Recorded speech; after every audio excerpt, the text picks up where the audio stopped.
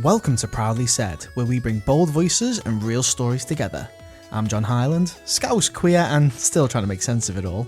And this space is for the stuff we don't always say out loud, though we probably should. Let's get into it. I love changing it up. I mean, I picked the blue microphone to match the interior. We're in Blackstock Market for Hot Water Comedy Club, as my next guest is Eddie Fortune, who most people will see online, dry as fuck, taking the piss out of most things. How are you? I'm all right. I just noticed that we've got dad trousers on. To be fair, when we sat down, I was like, we have got matching cargo. Yeah, dad trousers. They're not dad trousers. John's 30 something now, aren't you? So well, you've always been older than me. I'm age fluid. I knew you. I remember you when you were a twink. What were you trying to say? Pretty twink, 17 years ago. Oh yeah, I'm Eddie Fortune, stand-up comedian. Yeah, I haven't been on the gay scene for a while, so you might not have seen me for a while. But yeah, I'm a comedian.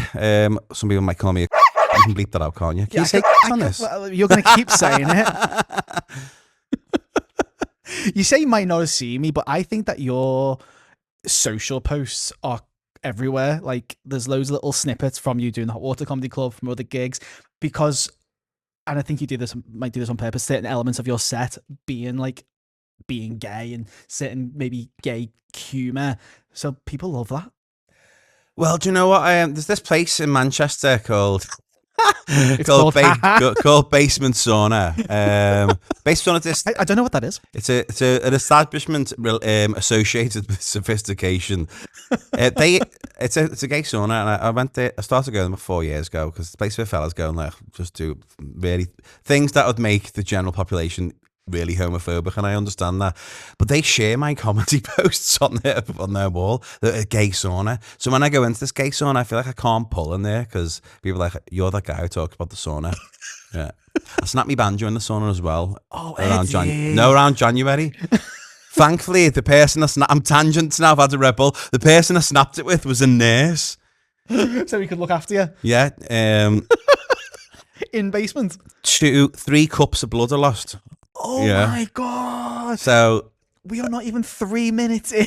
4 towels. I went through 4 fucking towels in basement sauna, right? And the staff were playing banjo music as me towel was getting redder and redder. Then my mate from Salford, Anthony, who's 29 and a top, lives in Thorn Court opposite McDonald's, 13th floor, fit, you'd love him. He took me to the hospital and bought me a cheese and tomato pizza while the nurse was seeing if I needed stitches on the end of my bell end. I don't know why I've gone this far, actually.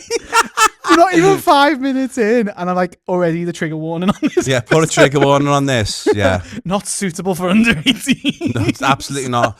But while we're at it, my foreskin is even better than ours. Shut up. Shut up. So I think we've established somewhat that you're a comedian. Yeah. How did you find out you were funny? I always wanted to be the sexy one, or handsome one, or lead actor when I was younger. Right. And then I started to realise my face was a bit more stretchy than the average face, or I was a bit more, me expressions were a bit more comical, and then I started to realise I was funny when in school or making people laugh. And I think the first went into stand-up comedy was around 2011 when I was seeing this really gorgeous ginger lad. I think I was in love with him, even though I was with him for about a month. Standard gay gorgeous romance, ginger, big hairy toe. He had a massive right toe. I swear I could open a can of beans, but still liked him. That was the time I thought Grindr was a dating app.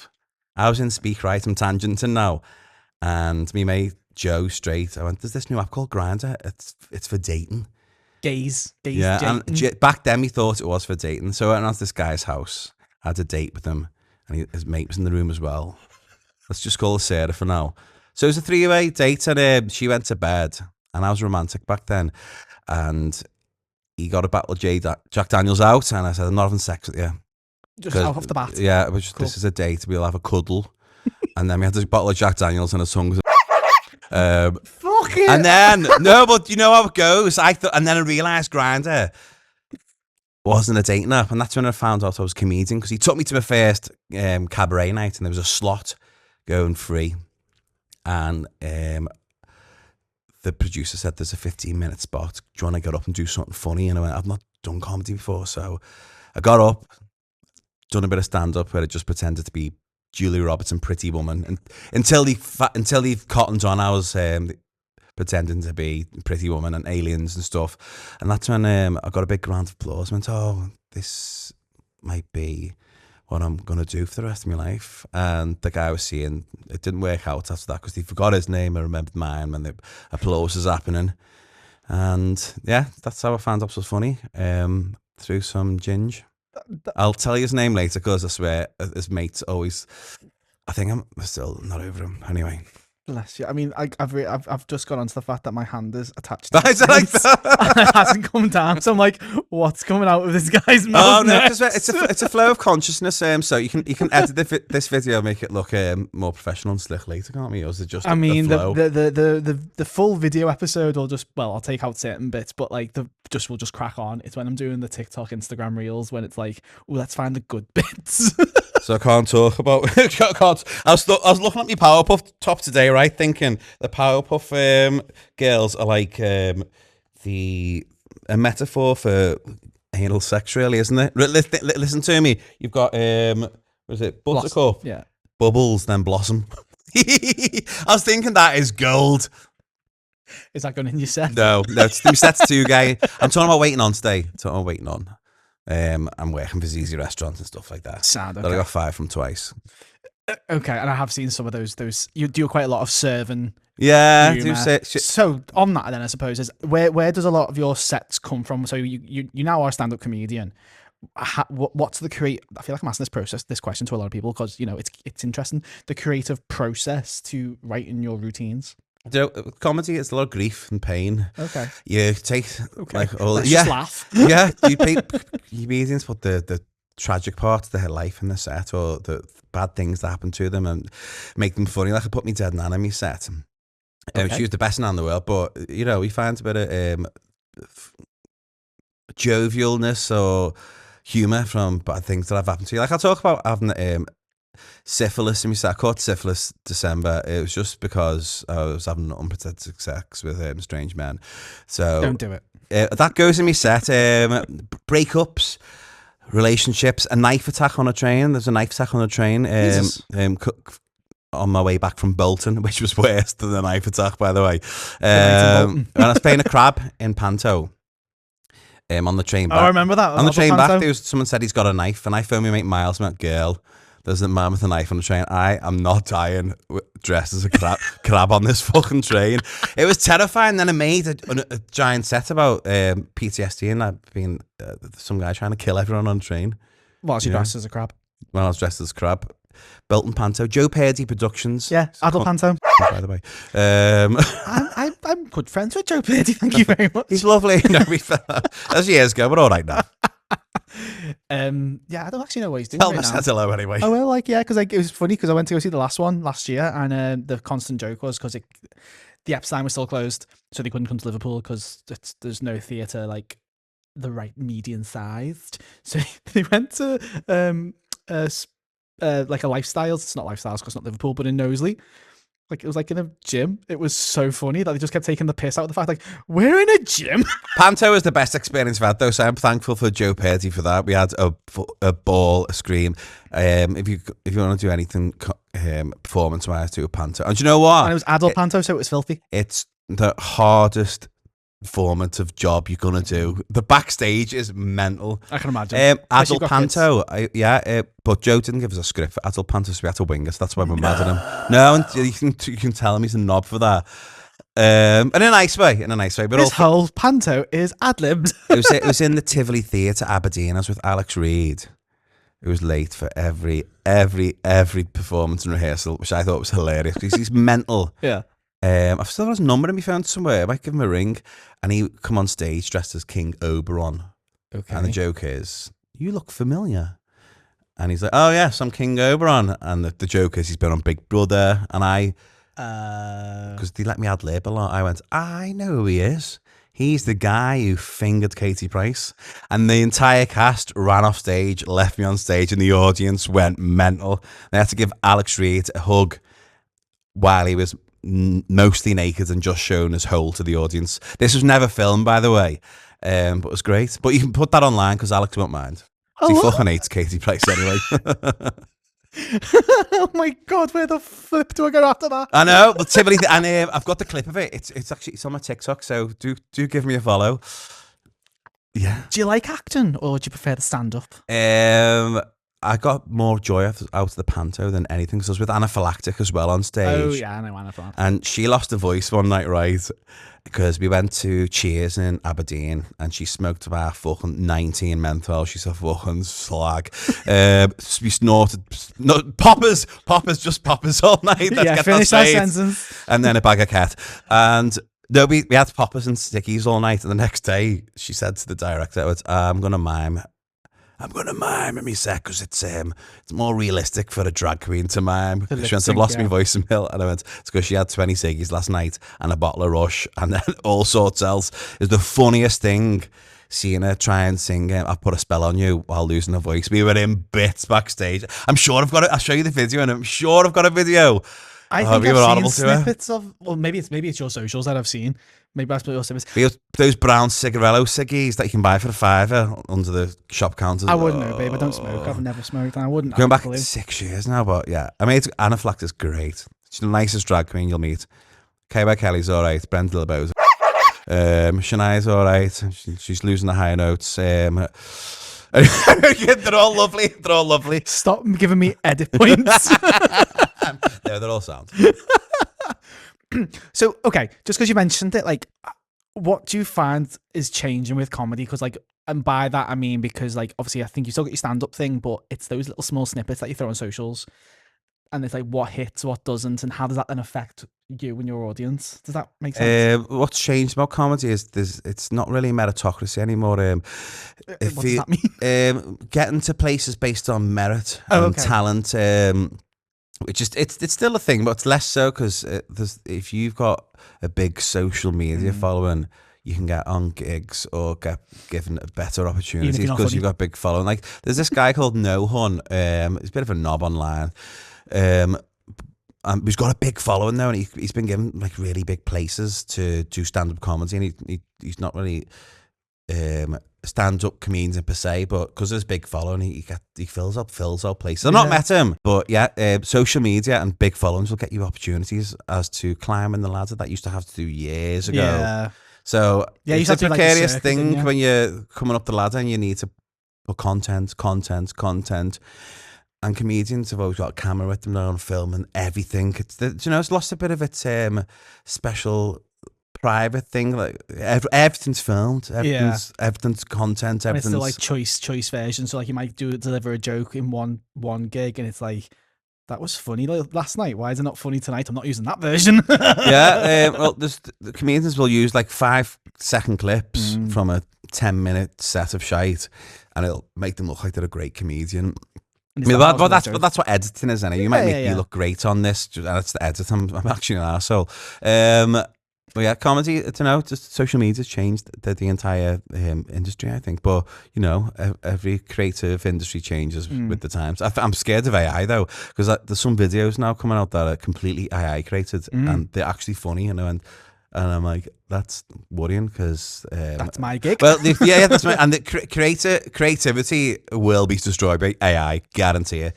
Yeah. People are making posters now with AI. What's going to happen to poor graphic designers? Yeah, I had a Mariah Carey track the other day and I thought that's great, and it wasn't her. AI generated her doing a Mariah Carey track. It is scary, like what we're seeing these days. Yeah, I think it's dead intrusive. I wouldn't use the word intrusive. I'd be more like the computers are coming for a job. No, it is. I swear. Yeah, AI is creative suicide, but yet a lot of creatives are using AI to help them. Yeah. I think I've talked about how like I haven't tried it. Yeah, I have in the sense. sense. I'd be a hypocrite to my own models if it did. Sometimes it can help. Like I know some people use it for maybe like grammar or like, this is what I've done. Can you help me like section it? Or do you know what I mean? I've done it for one. Actually, I've done it once. I've done it once for a CV. I want my CVs look posh enough. be asked doing that. Okay, maybe I'm the same as them now. Well, but you're not using it for what you do. No, I just wanted a pretty CV. I didn't know how to format it. Yeah, it didn't work. It didn't work. So, what do you find is your most receptive comedy? As I mentioned before, like you have a bit of a mixture of like it's your life. So there's elements of LGBT. There's elements of your previous job roles and stuff. So, what do you find is like your what people seem to be receptive more? Is that the right phrase?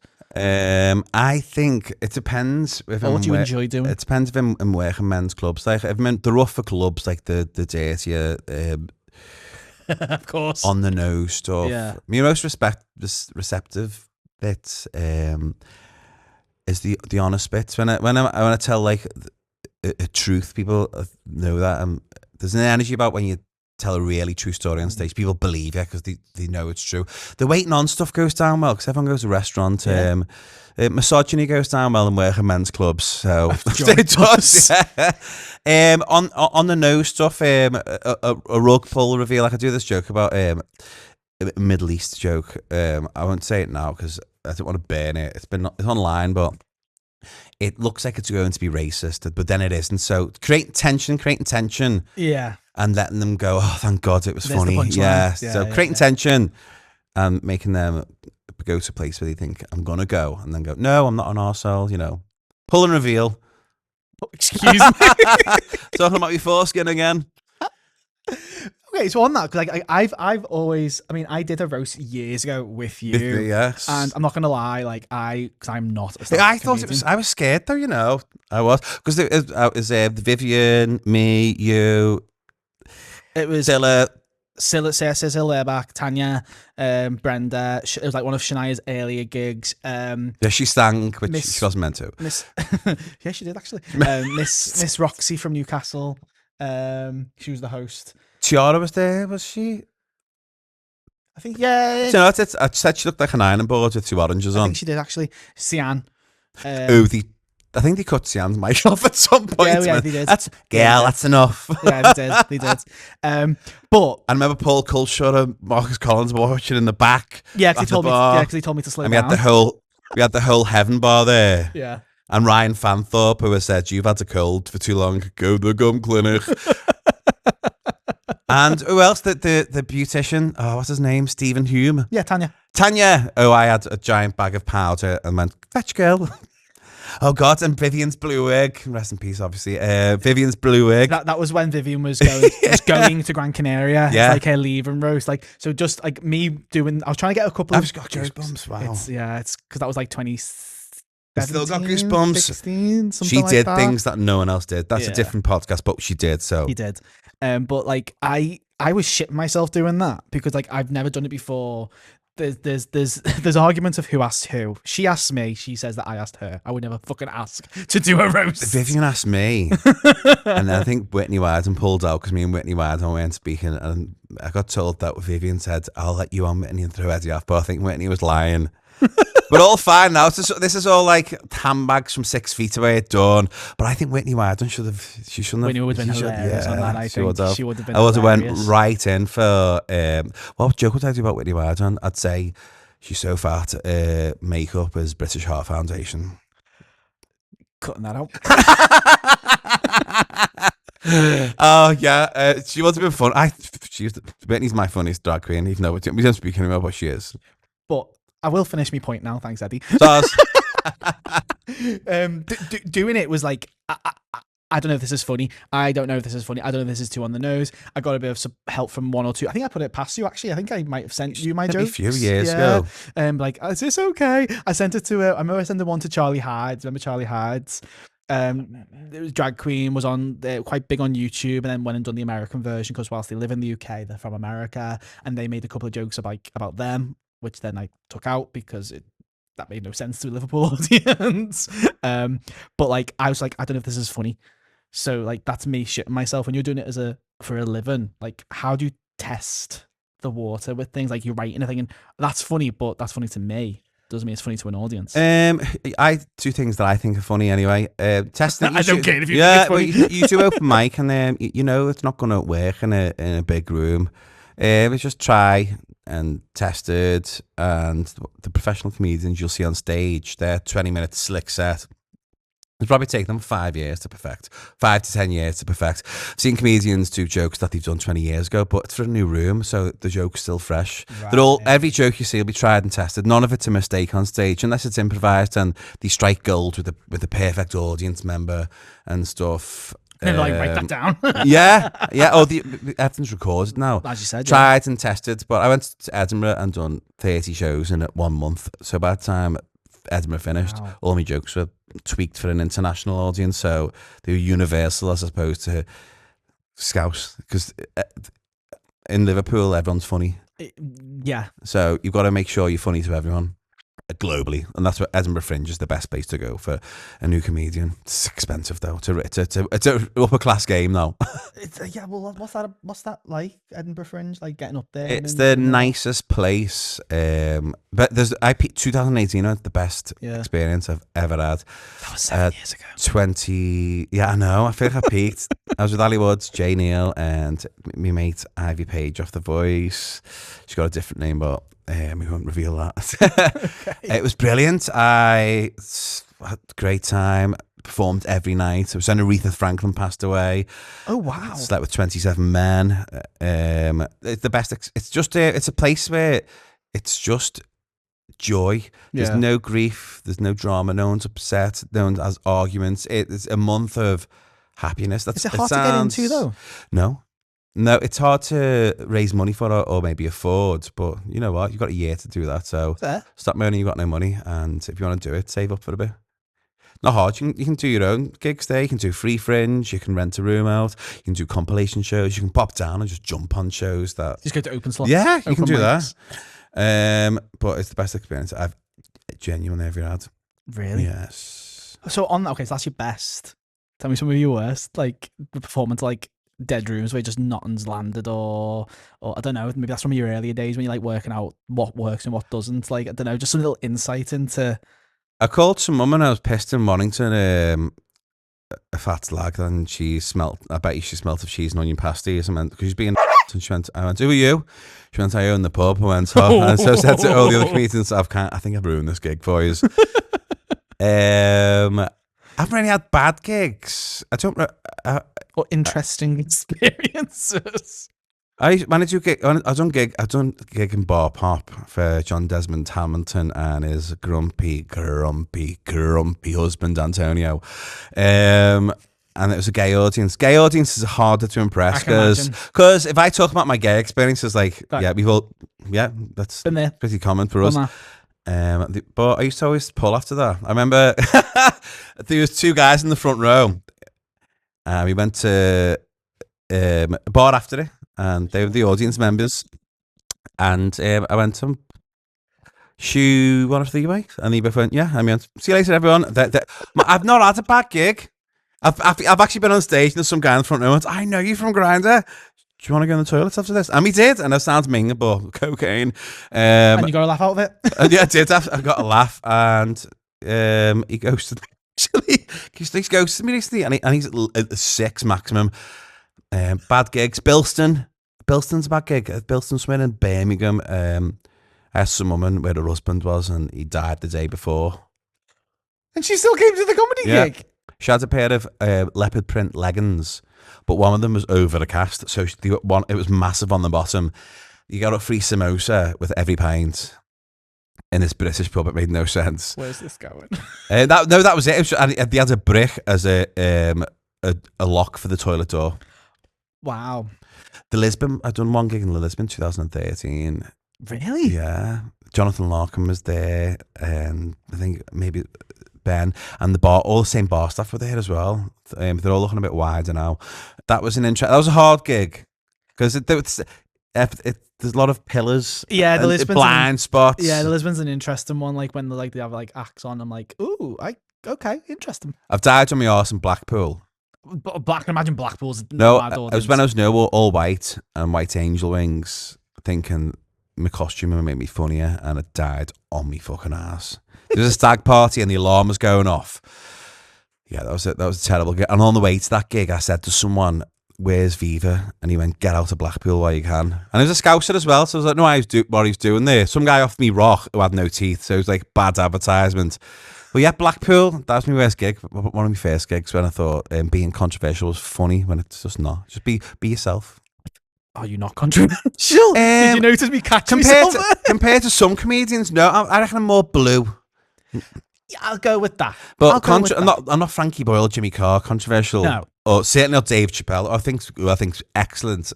But I'm not that controversial. Yeah, you know what you're getting with those kind of things, I suppose. You've got this, I've noticed this like budding relationship with AJ. Oh yeah, he goes by AJ now. AJ Rohan. Yeah, I took him swimming today. I took him swimming. Yeah, he's having a low moment. Even though he's like 25, 6'3", got a fella out in Manchester who's fucking fit as well. Oh wow. Yeah, but I've seen loads of like content where it's like the two of you are on similar like gig lineups, and then or it's like you're roasting each other. Similar gig lineups, massively different pay. Let's just get that straight. But there is like an element joke of like, oh look, there's two gay comedians. Yeah, yeah, he's my mate. We become mates. He's my tribute act. Is he a protege? We've done a roast battle together. I've won twice because I'm a better comedian and experience. Yeah. It's a mates. We become mates, and he's coming today. And just doing some open mic downstairs. Oh, cute. But yeah, his sound, his mum's sound, his dad's sound, his little gay brother's sound. Yeah, he's nice. Do you find that when I'm just again based on experience, his comedy, your comedy, do you see the different approaches to it based on like differences in age and stuff? Do you know what I mean? Like the attack of how you go about it. As I can see influences. Okay. In some of his jokes, not so much now, but when he first started, defo, which is complimentary, and they're fucking annoying. But I think we're massively different. Cool. Massively. Yeah, just because they're both gay. But there's derivative stuff. There's influences. There's the similar shared experiences, which some promoters are like, oh, your material is too gay. It's too like much like this. But you've all been talking about your wives and women and fingering birds behind bins for about an hour. Like when you're a gay act, people think material's a bit gay. It's like yours is all straight. It's okay. You talk about what you know, and I'll talk about loads of different topics as a gay man. So there's going to be. Yeah, it's going to flow through it, subtextually underneath everything.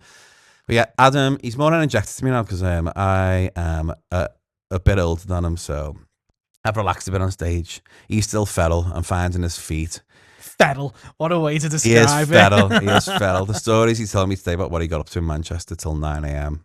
Oh, no more. 9 a.m. No. 9 a.m. He had way too many espressos and I kept him up till 9 o'clock.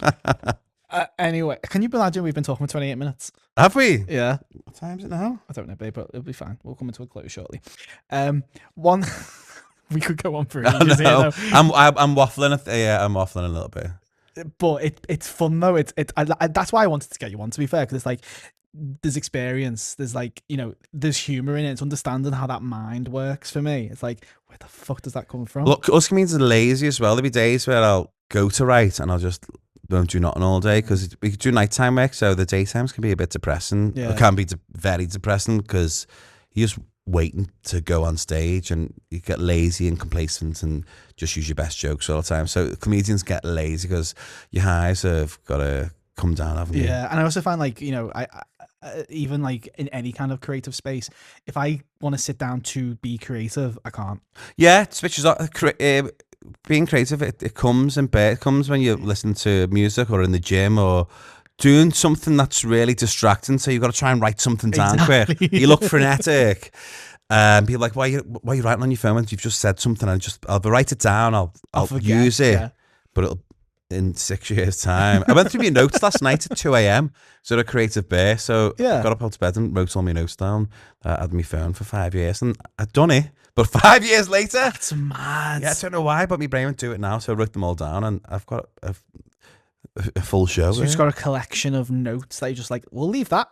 Yeah, some of them dark, some of them old, some about me nan, some just random tidbits. Really, I love that. Yeah, some of that I didn't understand. I've wrote it like 3 a.m. going, I remember what that is. And like, no, and yeah, no. Or it'll come back to me. No. No. But on that note, I'm just conscious of time. I like to end my podcasts with putting the guest on the spot and be like, if you could name anything, person, song, food, venue, anything that makes you think of Liverpool, what would it be? At the minute, Little Mo from Coopers. I don't know why that comes to me. Little Mo from Coopers. I don't know who that is. You need to put it on TikTok. Everyone will know Little Mo is. Little Mo from Coopers. Little Mo from Coopers. Yeah. Okay, I'm going to look that up as soon as I get off I don't know why. She came to me head, but she came as a vision. You said first thing. Oh, I Little did? Mo doing karaoke in Coopers. I'm going to have to look that up now. TikTok. There's Kenny Thompson's on it, Paul Coach. They record everyone doing karaoke, whether it's good or bad.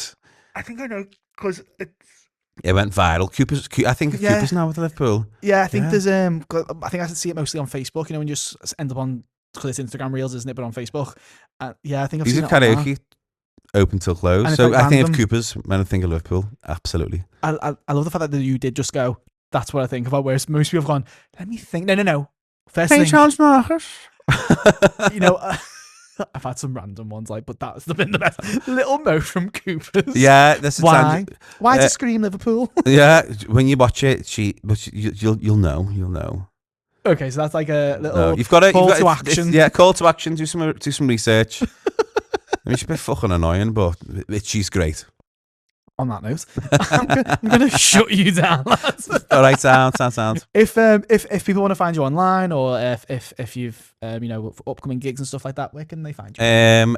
Anon Top on Grindr, and my other alias profile is taken loads. I don't understand how people can do that. I was talking to Adam AJ Rowan today. He went, could you do that? Could you go on Grindr? Sorry, tangent. Could you go on Grindr and go taking loads? I can only take one load. It'd be called taking a load. Anyway, Eddie Fortune Instagram. Sorry about that. So is that Eddie Fortune comedian Instagram, if you can be asked. and I'm not TikTok? asked. Who's You're on that? TikTok, aren't you? Eddie Fortune comedian TikTok. So it's the same on everything. Yeah. Do you have a website? No. No. So it's just if you want to That's find a out call to action for me. No, I feel shit Get a now. website. I haven't got a website. upcoming gigs, but is that where you put things? Yeah. Like Instagram and TikTok. Well, mostly Instagram. You can put stories and little Yeah. where I am. Sweet. Okay. Thank you very much for joining me. This has been a journey. Thanks. That light's so bright. I hope I look nice on it. It is very bright. Well, I then do a bit of colour correction, so okay. I think I've got a red neck from the Red Bull. I can feel how hot my neck is. And sunburn from the UV rays from the lights. If you want to check out the podcast, it's at Proudly Said. If you want to get in touch with the podcast, got any questions, anything like that, it's hey@proudlysaid.co.uk. Don't forget to check us out at proudlysaid.co.uk. And until next time, see you later. Thanks, John. Bye. You've been listening to Proudly Said. If it meant something to you, pass it on. If it didn't, maybe it will one day. Either way, stay kind, stay loud, and stay proud.